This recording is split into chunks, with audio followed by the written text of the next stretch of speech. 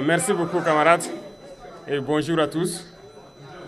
C'est un réel plaisir d'être là ce matin avec vous, pour communier avec vous et aussi échanger sur certains sujets, je dirais, d'ordre scientifique et qui nous intéressent beaucoup. Présent ici donc à l'occasion du 80e anniversaire de la victoire sur le nazisme, je pense que nous avons participé hier à la parade. Bien avant ça, la veille, nous avons participé aussi à certains événements culturels. Mais de tout ça, je dirais que nous avons appris beaucoup de leçons et qui doivent nous amener encore à réfléchir plus, à nous remotiver pour relancer la machine africaine. Le nazisme qu'on croit ou qu'on croyait avoir disparu est en train de refaire surface. La même chose que l'impérialisme, le colonialisme qui est là sous une autre forme et qui continue d'endeuiller des populations à travers le monde. Et aujourd'hui, beaucoup de peuples sont en train de se battre pour leur survie, pour leur souveraineté, pour vivre en paix. Et le Sahel fait partie de cette zone où l'impérialisme est en train de se manifester de façon très violente.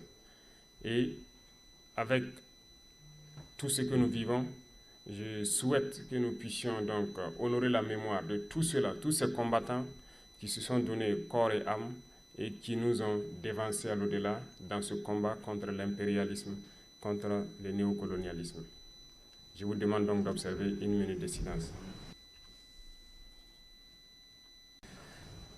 Ce matin, nous sommes dans un cadre assez particulier qui est une université scientifique où donc beaucoup d'étudiants de l'AES sont présents pour avoir la connaissance, le savoir.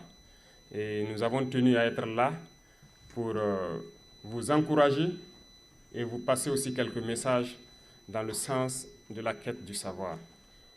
Nous allons travailler à ce que le nombre d'étudiants ici augmente, mais aussi, j'ai échangé avec eux, nous souhaitons que ces universités, telles que cette université chimique, et l'université donc, de radiotechnologie, qu'on puisse les dupliquer au pays et former plus d'étudiants et que nous puissions être en coopération et qu'ils nous envoient des instructeurs sur place pour avoir de grands laboratoires et de grandes universités.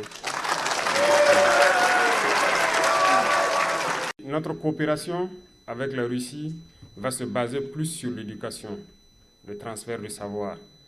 Ce ne sera pas une coopération où nous serons là à demander de l'aide, à demander à ce qu'on nous accompagne sur le volet financier, sur le volet économique, et ainsi de suite.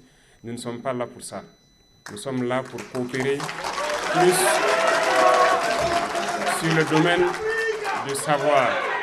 Et le savoir, c'est beaucoup plus scientifique.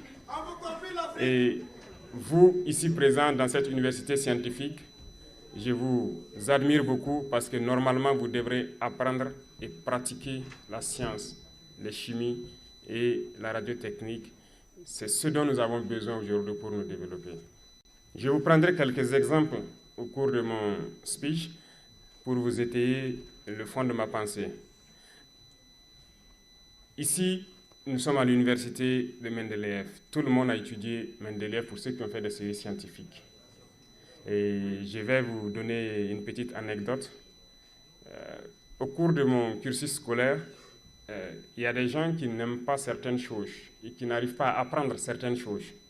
Donc lorsqu'ils n'arrivent pas à le faire, on les surnommait du nom peut-être du savant qui a inventé la chose. Par exemple, nous avons eu des gens qu'on appelait Pavlov, on a eu des gens qu'on appelait Mendeleïev également. Celui qu'on appelait Mendeleïev, par exemple, il s'est posé la question une fois que pourquoi Mendeleïev a créé ce tableau-là. C'est pour nous créer des problèmes. Vous comprenez? Il doit bosser un tableau, mais il ne sait pas pourquoi il doit bosser le tableau. Ce qui veut dire que s'il ne pratique pas, il ne connaît pas l'utilité du tableau périodique de Mendeleïev. Voilà pourquoi je dis dans ce sens, la coopération est très importante pour qu'on puisse faire la pratique. C'est la même chose que les équations chimiques qu'on passe le temps à équilibrer depuis, je dirais, le lycée. On est très fort. Lorsque sur papier on nous dit d'équilibrer une équation chimique, on le fait. Lorsqu'en thermodynamique on nous dit de calculer l'enthalpie standard de formation d'un corps, on le fait.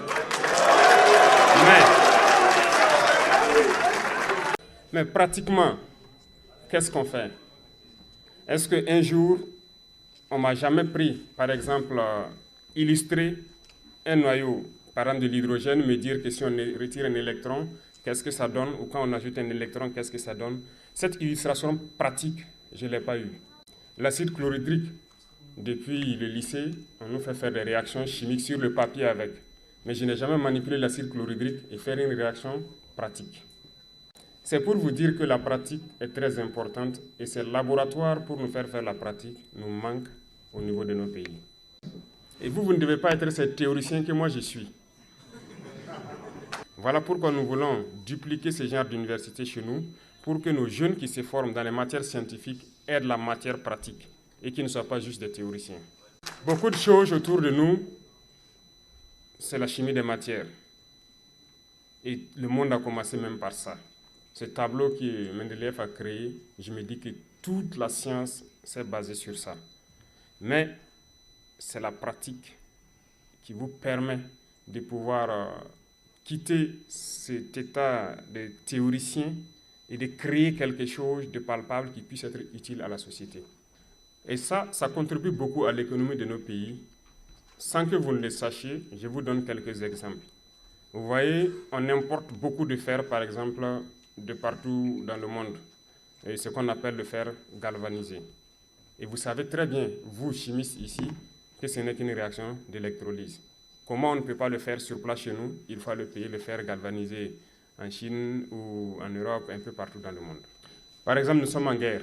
Nous payons de l'équipement, nous payons des munitions, des armes et tout. Et quand je vous prends les munitions, les explosifs et tout, le Mali produit le coton, le Burkina en produit, le Niger en produit. Mais vous savez bien que c'est la cellulose du coton qu'on transforme pour faire la poudre et les explosifs. Pourquoi on ne réussit pas à le faire? Parce que la chimie pratique, nous ne l'avons pas. Même pour le blindage des engins. Hier, j'ai vu sur la place rouge beaucoup d'engins défiler, des T-34 jusqu'aux engins modernes. Les blindages ont évolué. Qu'est-ce que c'est que le blindage? C'est un modèle d'acier. Et c'est par la chimie que les gens ont pu comprendre qu'en ajoutant tel dosage de carbone au fer et ainsi de suite, qu'on peut créer un acier particulier. C'est de la pratique. Les équations chimiques, on sait le faire. On sait bien que si on ajoute tel dosage de carbone au fer, ça nous donne de l'acier, ainsi de suite. Mais pratiquement, est-ce qu'on arrive à créer le blindage? Pourtant, on est en guerre. Et c'est la chimie qui nous permet de le faire aussi. Dans la même lancée, vous voyez tous les types de missiles que la Fédération de Russie peut développer. Et le dernier en date, c'est Oreshnik, qui fait trembler le monde entier. Qui n'aimerait pas l'avoir? Mais rien que le carburant de tout ce qui est missile, c'est de la chimie. Est-ce qu'on arrive à connaître, nous, pratiquement créer ce carburant et essayer de créer un moteur pour faire propulser une fusée ou un missile? Il y a tellement d'exemples qu'on ne peut pas finir de citer, mais c'est pour vous dire que vous avez la chance d'être ici, je dirais, à l'origine de la chimie et des mathématiques. Parce qu'en Russie, il y a eu des savants dans ces domaines, que ce soit la physique, la chimie, les mathématiques. Mais comme le représentant le disait, l'histoire a été tronquée et on nous fait comprendre que les Russes ne sont pas forts dans certains domaines. Ce sont les autres qui ont écrit l'histoire qui se disent forts dans tout. Mais je pense qu'aujourd'hui, l'histoire nous montre que tout est faux.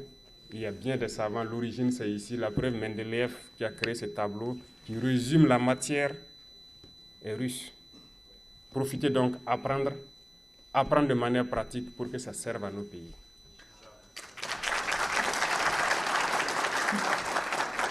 Lorsqu'un pays est faible, il est voué à disparaître dans ce monde de prédation. Il faut qu'on soit fort. Et aujourd'hui, les pays qui sont nucléaires sont forts. Ils ne perdent jamais une guerre. Mais la bombe nucléaire, vous avez tous fait atomistique, c'est sûr. On vous dit que c'est un neutron qui frappe un noyau, qui se divise, ça libère de l'énergie. On connaît l'équation, mais comment enrichir même pour changer d'isotope? Comment enrichir? Comment on le fait pratiquement? Profitez donc apprendre, parce que nous avons besoin de vous pour développer nos pays.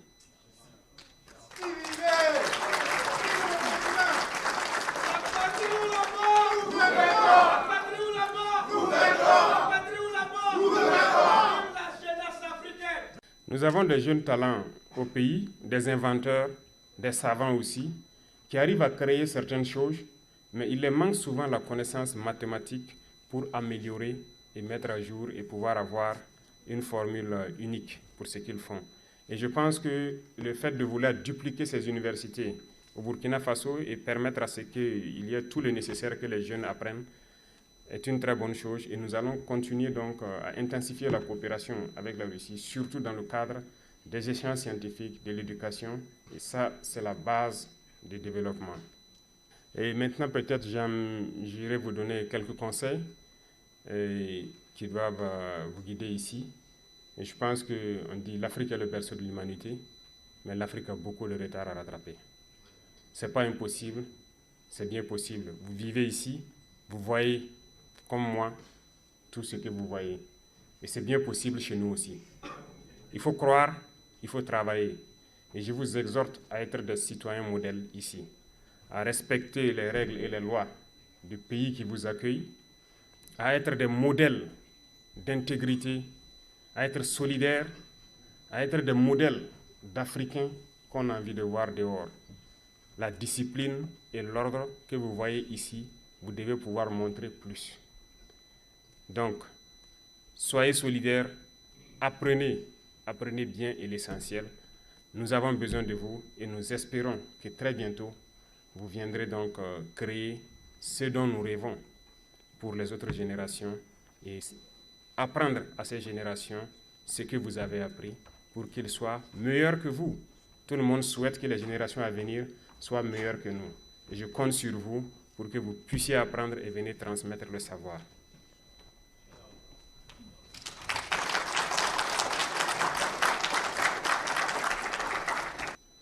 En tout état de cause, restez concentrés. L'impérialisme continue ses actions, mais le diviser pour régner ne doit pas marcher avec nous encore.